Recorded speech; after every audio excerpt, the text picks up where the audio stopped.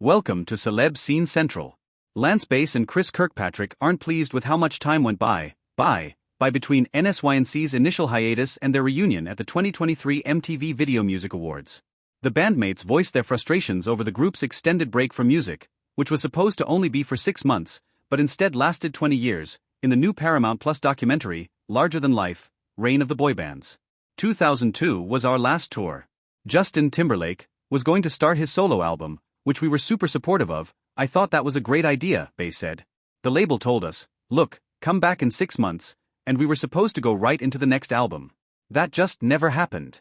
So it just phased out without any fanfare at all, with no goodbye. We just never got back together. The band's former manager Johnny Wright explained that, after working for 4.5 years straight, the members were encouraged to take some time off. However, instead of taking it easy, Timberlake used the hiatus to create his debut solo album, Justified.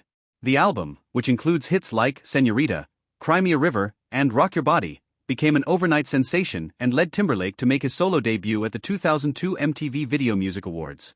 Kirkpatrick called the hiatus a hard time. There was a lot of animosity at first. There was a lot of anger. There was a lot of resentment, he said.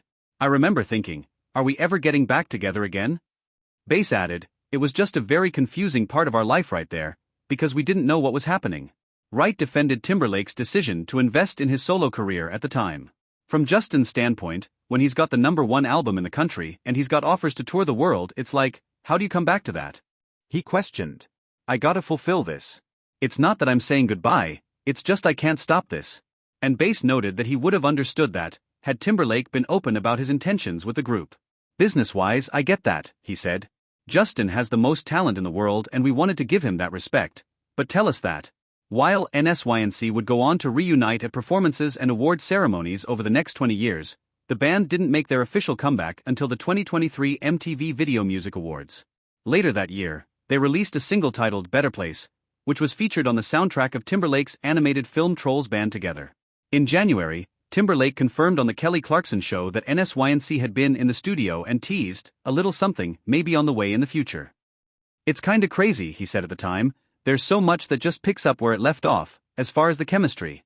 The group's hit, Bye Bye Bye, also enjoyed some time in the spotlight this summer after it was featured in the Marvel superhero film, Deadpool and Wolverine.